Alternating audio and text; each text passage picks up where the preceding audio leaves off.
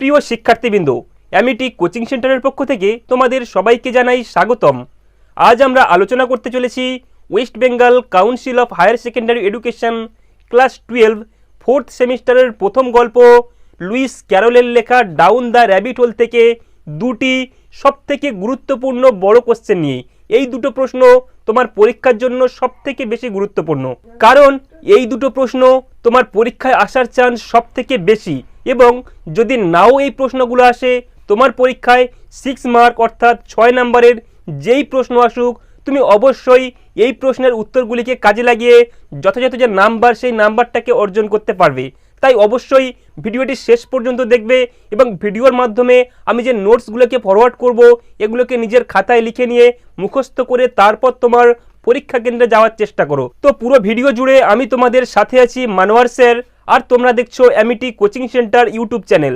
ভিডিওটি শুরু করার পূর্বে প্রতিবারের ন্যায় ছোট্ট একটি রিকোয়েস্ট, যদি তোমরা এখনও পর্যন্ত আমাদের চ্যানেলে নতুন হয়ে থাকো তাহলে অবশ্যই সাবস্ক্রাইব করে পাশে থাকা বেল আইকনটি প্রেস করো, যাতে করে আমাদের চ্যানেলের সমস্ত এডুকেশনাল ভিডিওগুলো সবার আগে পৌঁছে যায় তোমার ফোনে। সেই সঙ্গে তোমাদেরকে বলে রাখবো, তোমরা যারা এখনও পর্যন্ত ডাউন দ্য র্যাবিট হোলের বাংলা অনুবাদের ভিডিওটি দেখোনি, তোমরা অবশ্যই চ্যানেলে ভিজিট করে আমাদের যে ডাউন দ্য র্যাবিট হোলের ভিডিওটি বাংলা অনুবাদের যে ভিডিওটি বানিয়েছি ওটা অবশ্যই দেখে নিও। তো চলো শুরু করা যাক আজকের ভিডিও। চলো দেখে নেই প্রথম প্রশ্নে কি বলা হচ্ছে। কি বলছে এখানে? বলছে describe the key events of Alice's journey down the rabbit hole focusing on her physical and mental state. অর্থাৎ এখানে কি বলছে? বলছে describe the key events of Alice's journey, মানে অ্যালিসের যে জার্নি ছিল বা অ্যালিসের যে যাত্রা, সেই যাত্রার প্রধান যে ঘটনাগুলো সেগুলোকে বর্ণনা করো। আর কি বলছে সঙ্গে? বলছে ডাউন দ্য র্যাবিট হোল, মানে ডাউন দ্য র্যাবিট হোল গল্প থেকে সঙ্গে কি বলছে? বলছে focusing on her physical and mental state, মানে তার শারীরিক এবং তার মানসিক অবস্থার উপর ভিত্তি করে। তো অ্যালিস বলে যে ক্যারেক্টারটা এখানে আছে, যেটাকে আমরা প্রোটাগনিস্ট ক্যারেক্টার বা প্রধান চরিত্র বলি, এই প্রধান চরিত্র বা অ্যালিসের ক্যারেক্টারটা তার মানসিক এবং শারীরিক অবস্থার উপর ভিত্তি করে তার চরিত্রের প্রধান ঘটনাগুলো যেগুলো আমরা এই গল্পের মধ্যে দেখেছি এটাকে বর্ণনা করতে বলা হচ্ছে। এটাই হচ্ছে তোমাদের আপকামিং যে পরীক্ষা অর্থাৎ ফোর্থ সেমিস্টারের যে পরীক্ষা, এই পরীক্ষার জন্য সব থেকে গুরুত্বপূর্ণ প্রশ্ন। তো চলো দেখে নেই এর উত্তরে কি বলা হচ্ছে। তো কি বলা হচ্ছে এখানে? বলছে Alice's descent was both a physical fall and a psychological shift. তাহলে কি বলছে? অ্যালিসিস ডিসেন্ট মানে অ্যালিসের এই যে নেমে আসা বা অ্যালিসের এই পতন, এটা কি বলছে? ওয়াজ বোথ, এটা উভয়। কোন উভয়? বলছে এ ফিজিক্যাল ফল, এটা একদিকে যেমন শারীরিক পতন, অন্যদিকে কি বলছে? অ্যান্ড এ সাইকোলজিক্যাল শিফট, অন্যদিকে এটা একটা মানসিক পরিবর্তনও। অর্থাৎ অ্যালিসের যে এই পতনটা আলোচ্য কাহিনীর মধ্যে অ্যালিসের তার শারীরিক পতনের সঙ্গে সঙ্গে তার মানসিক অবস্থার পরিবর্তনকেও নির্দেশ করে। তো এর পরবর্তী লাইনে কি বলছে? বলছে ফিজিক্যালি মানে শারীরিকভাবে she falls deeply, she falls মানে সে পড়ছিল কেমন? বলছে ডিপলি মানে গভীরে। আমরা জানি অ্যালিস যখন গর্তের মধ্যে পড়ছিল সেই গর্তটা ছিল অনেক গভীর, তো সেটাই এখানে বলছে কি ফিজিক্যালি মানে শারীরিকভাবে সি ফলস ডিপলি মানে সে অনেক গভীরে পড়ে যাচ্ছিল। আর কি বলছে? বলছে অ্যান্ড স্লোলি, এবং সেই সঙ্গে সে ধীরে ধীরে পড়ছিল। তো তারপরে কি হচ্ছে?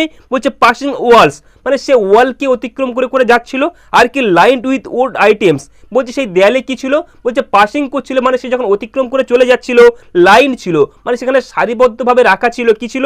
বলছে উড আইটেমস, অর্থাৎ কি মানে অদ্ভুত অদ্ভুত সব জিনিসপত্রতে। তো এই সঙ্গে আরো কি বলছে? বলছে meaning to drop and replace an empty marmalade jar. অর্থাৎ কি বলছেন? বলছে meaning to drop and replace মানে সে তুলে নিচ্ছিল এবং সে রেখে দিচ্ছিল কোনগুলোকে? একটা আইটেমের নাম এখানে বলা হচ্ছে অ্যান এমটি মার্মালেড জার, মানে মার্মালেডের একটা জারকে। তো এরপরে কি বলছে? বলছে সাইকোলজিক্যালি মানে মানসিকভাবে সি রিমেন সারপ্রাইজিংলি কাম, মানে সে অপ্রত্যাশিতভাবে শান্ত ছিল। তো যখন এই গর্তের মধ্যে প্রবেশ করছিল তখন অ্যালিস অপ্রত্যাশিতভাবে শান্ত ছিল। আর কি বলা হচ্ছে সঙ্গে? বলছে কন্টেম্পলেটিং জিওগ্রাফি, আর সেই সঙ্গে সে কন্টেম্পলেট করছিল বা সে চিন্তা করছিল কি নিয়ে? বলছে অ্যাবাউট জিওগ্রাফি অর্থাৎ ভূগোলকে নিয়ে। তো আমরা দেখেছি যখন গর্তের মধ্যে পড়ে যাচ্ছিল তখন অ্যালিস ওই যে দ্রাঘিমা রেখা এবং অক্ষরেখা নিয়ে সে গবেষণা করছিল বা ওগুলোকে সে মনে করার চেষ্টা করছিল। তাই এখানে কি বলছে? কন্টেম্পলেটিং জিওগ্রাফি অর্থাৎ কি ভূগোলকে নিয়ে চিন্তা করছিল। আর পরে কি বলছে? বলছে wondering if she will fall to the Antipathies, এবং একই সঙ্গে সে ভাবছিল যদি সে অনেক গভীরে পড়ে যায় তাহলে কি হবে। এবং তার পরবর্তী এর সঙ্গে কি বলছে? বলছে অ্যান্ড টকিং, এবং সে কথা বলছিল কার সঙ্গে? বলছে অ্যালাউড মানে উচ্চ স্বরে। কার সঙ্গে কথা বলছে? বলছে টু হার ক্যাট দিনা, মানে দিনা নামের তার একটা বিড়াল ছিল, সেই বিড়ালের সঙ্গে সে নামার সময় কথা কথা বলছিল। আর কি বলছে, বলছে দিস জার্নি মানে এই যাত্রাটা মার্কস আর ট্রানজিশন, এটা রূপান্তর করে, কি রূপান্তর করে, বলছে ফ্রম দ্য ডাল রিয়েল ওয়ার্ল্ড, এই যে নিরস বাস্তব যে জগৎ, সেই জগৎটাকে কার সঙ্গে, টু দ্য অ্যাবসার্ড ওয়ান্ডারল্যান্ড, অর্থাৎ কিসের মধ্যে না অযৌক্তিক যে ওয়ান্ডারল্যান্ড আছে বা অদ্ভুত যে জগৎ আছে সেই জগতের সঙ্গে। তো আমরা এখানে তাহলে কি দেখছি, বলছে অ্যালিসের এই যে যাত্রাটা এটা নিরস বাস্তব জগৎকে অযৌক্তিক কোনো একটা জগতের সঙ্গে রূপান্তর করা হচ্ছে। আর সেই সঙ্গে কি বলা হচ্ছে, বলছে ক্যারেক্টারাইজড মানে এই বৈশিষ্ট্যগুলো কিসের, বলছে বাই হার অ্যাবিলিটি মানে তার দক্ষতার সঙ্গে, কি বলছে টু অ্যাডাপ্ট মানে এটাকে মানিয়ে নেওয়া হচ্ছে to the strange and impossible, কোনগুলোর সঙ্গে, এই স্ট্রেঞ্জ মানে যে অদ্ভুত যেগুলো আছে, অ্যান্ড ইম্পসিবল এবং অসম্ভব জিনিসগুলোর সঙ্গে। তো অ্যালিসের এই যে যাত্রাটা বা অ্যালিসের এই যে পড়ে যাওয়াটা, এটা কোনগুলোকে ইঙ্গিত করছে, একটা অদ্ভুত জগতের সঙ্গে বা অসম্ভব জিনিসের সঙ্গে মানিয়ে নেওয়ার ক্ষমতা সঙ্গে। কি বলছে, হুইচ দ্য শুন accepts as out the way things মানে যেগুলোকে সহজ হিসাবে বা যেগুলোকে সহজে গ্রহণ করা হচ্ছে। তাহলে এখানে আমরা কি দেখছি, শেষ লাইনে কি বলছে, যে অ্যালিসের চারিত্রিক এই বৈশিষ্ট্যগুলোর মাধ্যমে এই যে অদ্ভুত যে জগৎ বা এই যে অবাস্তব যে জগৎ, সেই জগতের মধ্যে কি স্ট্রেঞ্জ আর ইম্পসিবল যে ব্যাপারটা আছে, অর্থাৎ অদ্ভুত এবং অসম্ভব যে জিনিসগুলো, সেগুলোর সঙ্গে মানিয়ে নেওয়ার যে ব্যাপারটা, সেগুলোকে ইঙ্গিত করা হচ্ছে। তো আলোচ্য গল্পের মধ্যে আমরা দেখেছি অ্যালিস নামের ছোট্ট মেয়েটা যে ওয়ান্ডারল্যান্ডে প্রবেশ করছিল, আসলেই সেটা ছিল একটা অযৌক্তিক জগৎ, যে জগতের সমস্ত কাহিনীগুলো পড়লেই আমরা বুঝতে পারি এরকম কোনো জগতের অস্তিত্ব পৃথিবীর মধ্যে নেই। তাই এই অসম্ভব যে জগৎ, সেই অসম্ভব জগতের সঙ্গে এই বাস্তব জগতের সম্পর্ক তৈরি করার জন্য লুইস ক্যারল এই রকমের একটা গল্প লিখেছিলেন। এবং এই যে নোটসটা আমি তোমাদের দিলাম, এই নোটসের মধ্যে শুধুমাত্র এই প্রশ্নের উত্তর নেই, এই নোটসের মধ্যে কি আছে না আলোচ্য গল্পের ব্যাকগ্রাউন্ড, প্লট এবং থিম নিয়ে তুমি যথেষ্ট একটা ধারণা পাবে। তাই তোমার পরীক্ষায় যাই প্রশ্ন আসুক, তুমি মনে করলে এখান থেকে কিছু কিছু লাইনকে কাট করে বা সেগুলোকে মডিফাই করে তোমার যে কোনো প্রশ্নের উত্তরে লাগিয়ে তুমি ভালো মানের একটা নাম্বার আয়ত্ত করতে পারো। তাই অবশ্যই নোটসটিকে মুখস্থ করে নেবে। তো চলো এরপরে দেখে নেই কোশ্চেন নাম্বার 2 কি বলা হচ্ছে, বলছে describe the character of Alice, অর্থাৎ অ্যালিসের যে চরিত্রটা বর্ণনা করো। তো আলোচ্য যে গল্পটা আমরা আলোচনা করছি, এই গল্পের মধ্যে প্রোটাগনিস্ট যে আছে সে হচ্ছে এই ছোট্ট মেয়ে অ্যালিস। এই অ্যালিসের চরিত্র বর্ণনা করতে বলা হচ্ছে। তো প্রথমে যে কোশ্চেনটা তোমাদের করিয়েছি, যদি ওই প্রশ্নটা নাও তোমার পরীক্ষা আসে, তাহলে পরবর্তী ইম্পর্টেন্ট কোশ্চেন হিসাবে যেটা আমাদের কাছে চলে আসে সেটা হচ্ছে অ্যালিসের চরিত্র। তো চলো দেখে নেই এই উত্তরে কি বলা হচ্ছে। কি বলছে এখানে, বলছে Alice is a curious and intelligent girl. Alice is মানে অ্যালিস একটা কেমন, বলছে কিউরিয়াস অ্যান্ড ইন্টেলিজেন্ট গার্ল মানে সে একটা কৌতূহলী এবং বুদ্ধিমান মেয়ে। তো আমি তোমাদের যে নোটসগুলো শেয়ার করছি, এই নোটসের যে স্ট্যান্ডার্ড যে কোয়ালিটি, এই কোয়ালিটি তুমি যদি পুরোপুরি মেনটেন করতে পারো, তাহলে অবশ্যই 6 পাওয়ার যোগ্য নোটস। তাই তোমাদেরকে বলবো অবশ্যই সুন্দর করে নোটসগুলোকে ভালো করে মুখস্থ করার চেষ্টা করো। তো কি বলছে এখানে, Alice is a curious and intelligent girl মানে অ্যালিস ছিল একটা কি, বলছে কিউরিয়াস মানে কৌতূহলী এবং একই সঙ্গে ইন্টেলিজেন্ট গার্ল মানে এবং বুদ্ধিমান মেয়ে। সেই সাথে কি বলা হচ্ছে, বলছে হু ড্রাইভস মানে যে চালনা করেছিল, কি চালনা করেছিল, বলছে দ্য এন্টায়ার স্টোরি মানে এই সম্পূর্ণ গল্পটিকে কেমন করে, বলছে through her desire to escape boredom মানে কেমন করে, বলছে থ্রু হার মানে মধ্য দিয়ে, কার মধ্যে দিয়ে, বলছে ডিজায়ারের মধ্যে দিয়ে, অর্থাৎ তার আকাঙ্ক্ষা বা তার ইচ্ছার মধ্যে দিয়ে। কিসের ইচ্ছা, বলছে টু এসকেপ বোর্ডম মানে একঘেয়েমি থেকে মুক্তির ইচ্ছা। তো আলোচ্য গল্পের প্রথমেই আমরা দেখেছিলাম অ্যালিস নামের ছোট্ট মেয়েটা তার দিদির সঙ্গে বসেছিল এবং তার দিদি যে বইটা নিয়ে পড়ছিল সেই বইয়ের মধ্যে কোনো ভালো মানের ছবি ছিল না। তাই অ্যালিস কি করছিল, ওই বইটা দেখে সে নিজেকে বিরক্তি মনে করছিল, আর তাই সেখানে বসে থাকতে নিজেকে একঘেয়েমি বা বোরিং মনে করে সেখান থেকে সে চলে আসার চেষ্টা করছিল। তাই এখানে বলা হচ্ছে কি, যে হু ড্রাইভস মানে যে পরিচালনা করেছে বা যে চালনা করেছে দ্য এন্টায়ার স্টোরি এই সম্পূর্ণ গল্পটাকে থ্রু হার ডিজায়ার মানে তার ইচ্ছার মাধ্যমে। কোন ইচ্ছা, টু এসকেপ বোর্ডম মানে একঘেয়েমি থেকে মুক্তির ইচ্ছাকে নিয়ে। তো এরপরে কি বলছে, বলছে হোয়েন সি মানে যখন সে দেখলো, কি দেখলো, দ্য হোয়াইট র্যাবিট একটা সাদা রঙের খরগোশকে। তো যখন অ্যালিস তার দিদির সঙ্গে বসেছিল, বসে থাকতে থাকতে এরপর হঠাৎ কি করলো, সাদা রঙের একটা খরগোশকে দেখলো। তখন কি হচ্ছে, বলছে কি অ্যাক্টিং স্ট্রেঞ্জলি মানে যে অদ্ভুত আচরণ করছিল, তখন কি হচ্ছে, বলছে হার কিউরিসিটি তার এই যে কৌতূহল makes her follow it into the rabbit hole without thinking, যেটা কি করেছে, খরগোশের গর্তে তাকে প্রবেশ করতে বাধ্য করেছে কোনো রকমের চিন্তা ভাবনা ছাড়াই। তো দিদির সঙ্গে বসে থাকাকালীন যখন সে সাদা রঙের খরগোশটিকে দেখতে পেলো, যে খরগোশটা কি করছিল না অদ্ভুত একটা আচরণ করছিল, সে সঙ্গে সঙ্গে সেই খরগোশের পিছনে ছুটতে ছুটতে সেই খরগোশের গর্তে প্রবেশ প্রবেশ করে কোনো রকমের চিন্তা ভাবনা ছাড়াই। তো এর পরবর্তী লাইনে কি বলা হচ্ছে, বলছে ওয়ান্স ইন ওয়ান্ডারল্যান্ড, মানে এই ওয়ান্ডারল্যান্ডে বা অদ্ভুত জগতে প্রবেশ করার পরে কি হয়েছিল, অ্যালিস শোজ, মানে অ্যালিস দেখিয়েছিল, অ্যালিস কি দেখিয়েছে, বলছে স্ট্রং ব্লেন্ড, মানে একটা সুন্দর মিশ্রণ দেখিয়েছিল বা একটা শক্তিশালী মিশ্রণ। কার মিশ্রণ, বলছে of logic and adaptability. Logic মানে হচ্ছে কি যুক্তি, আর অ্যাডাপ্টিবিলিটি মানে হচ্ছে মানিয়ে নেওয়ার ক্ষমতা। তো এই যে যখন গর্তের মধ্যে প্রবেশ করছিল, মানে যখন ওয়ান্ডারল্যান্ডের যে জগৎ, সেই জগতে অ্যালিস যখন প্রবেশ করেছিল, এখানে প্রবেশ করার মাধ্যমে অ্যালিস যুক্তি এবং মানিয়ে নেওয়ার যে দক্ষতা বা মানিয়ে নেওয়ার যে ক্ষমতা, এর একটা সংমিশ্রণ তৈরি করে দিয়েছিল।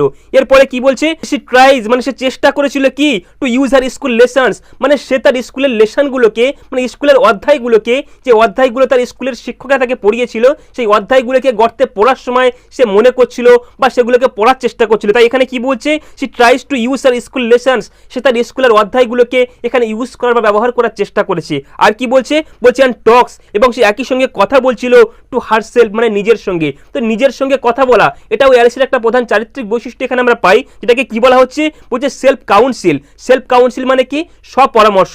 তো গর্তে পড়ার সময় অবশ্যই অ্যালিস নিজের মনে মনে নিজের সঙ্গেই কথা বলছিল, যেটাকে বলা হয় কি সেলফ কাউন্সিল, বাংলায় বলা হয় স্বপরামর্শ।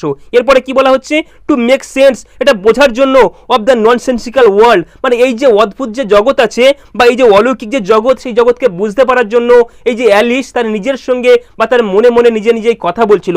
আর কি বলছে, বলছে ফর ইনস্টেন্স, মানে উদাহরণস্বরূপ কি হচ্ছে, কেয়ারফুলি চেকিং, মানে সে কেয়ারফুলি মানে সে সুন্দর করে বা সে সচেতনভাবে চেকিং করছিল, মানে সে চেক করছিল কোনটাকে, বলছে দ্য পয়জন, মানে সে বিষ চেক করছিল কিসের মধ্যে, বলছে লেভেল বিফোর ড্রিঙ্কিং, মানে সে যখন পানীয় পান করছিল অদ্ভুত জগতে বা ওয়ান্ডারল্যান্ডে, ওই পানীয় জলটাকে বা পানিটাকে পান করার আগে সে ওই ওয়াটারটাকে বা সেই জলটাকে চেক করে দেখছিল আসলেই ওর মধ্যে কোনো পয়জন বা বিষ আছে কিনা। এরপরে কি বলছে, বলছে ডিসপাইট দ্য কনফিউশন, মানে তার এই কনফিউশন মানে তার বিভ্রান্তি থাকার সত্ত্বেও কি হচ্ছে, বলছে caused by her constantly changing size, মানে তার ইচ্ছা পরিবর্তনের শক্তি, মানে তার মধ্যে ইচ্ছা পরিবর্তন করার যে আকাঙ্ক্ষা বা ইচ্ছা পরিবর্তন করার যে চাওয়াটা, এটা থাকার সত্ত্বেও অ্যালিস কি করেছিল, বলছে কি যে অ্যালিস রিমেন্স ডিটারমাইন্ড, মানে অ্যালিস ডিটারমাইন্ড ছিল, অর্থাৎ অ্যালিস কি ছিল, দৃঢ় প্রতিজ্ঞ ছিল। মানে অ্যালিস চাইলে নিজের মানসিক অবস্থাকে পরিবর্তন করতে পারতো বা অন্য কিছুকে সে ভাবতে পারতো, কিন্তু সে ভাবেনি বা কিন্তু অন্য কিছু সে করেনি। সে কেমন ছিল, সে নিজের কাজের উপরে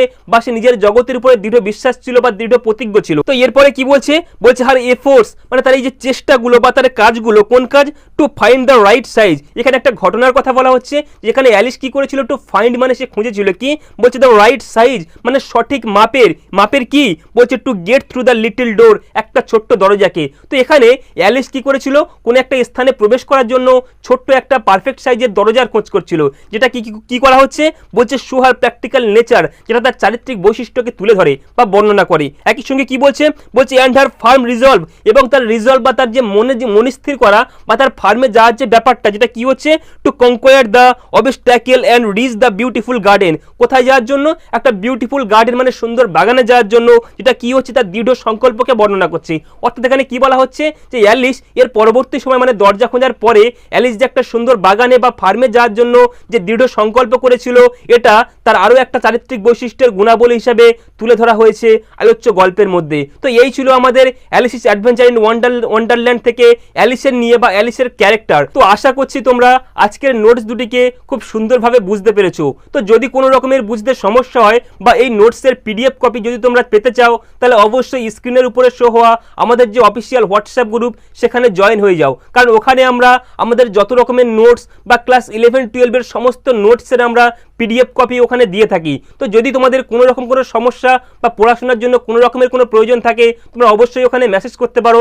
আমাদের এক্সপার্ট যারা আছেন তারা অবশ্যই দ্রুত সম্ভব তোমাদের উত্তর দেওয়ার চেষ্টা করবে। তো একই সঙ্গে তোমাদের বলে রাখি, আমাদের হোয়াটসঅ্যাপ গ্রুপে জয়েন হওয়া বা ওখান থেকে কোনো রকমের কোনো নোটস কালেক্ট করা বা সেখান থেকে তোমার কোনো কোয়ারির কোনো সমাধান পাওয়া, এর জন্য আমরা কোনো রকমের কোনো টাকা চার্জ করি না। এটা সম্পূর্ণ তোমরা ফ্রি অফ কস্টে পেয়ে যাবে। তাই তোমাদেরকে বলছি অবশ্যই আমাদের হোয়াটসঅ্যাপ গ্রুপে জয়েন করো স্ক্রিনের উপরে থাকা নাম্বার থেকে। তো শিক্ষার্থীবৃন্দ, এই ছিল আমাদের আজকের ভিডিও। ভিডিওটি কেমন লাগলো অবশ্যই কমেন্টে জানিও। আর ভিডিওটি ভালো লাগলে বা তোমার পড়াশোনার জন্য বিন্দু পরিমাণ উপকারে আসলে অবশ্যই ভিডিওটিকে একটি লাইক করো আর তোমার বন্ধুদের মাঝে শেয়ার করে দিও, যাতে করে তারাও তোমার মতো ঘরে বসে সমস্ত রকমের নোটসগুলো তারা পেতে পারে এবং তাদের পরবর্তী পরীক্ষাগুলো সবাই সুন্দর করে দিতে পারে। এবং সেই সাথে বলবো, যদি তোমরা এখনো পর্যন্ত আমাদের চ্যানেলটিকে সাবস্ক্রাইব না করে থাকো তাহলে অবশ্যই সাবস্ক্রাইব করে তারপরেই ভিডিওটিকে স্কিপ করো। তো দেখা হচ্ছে পরবর্তী কোনো ভিডিওতে। ভিডিওটি একেবারে শেষ পর্যন্ত দেখার জন্য সবাইকে জানাই ধন্যবাদ।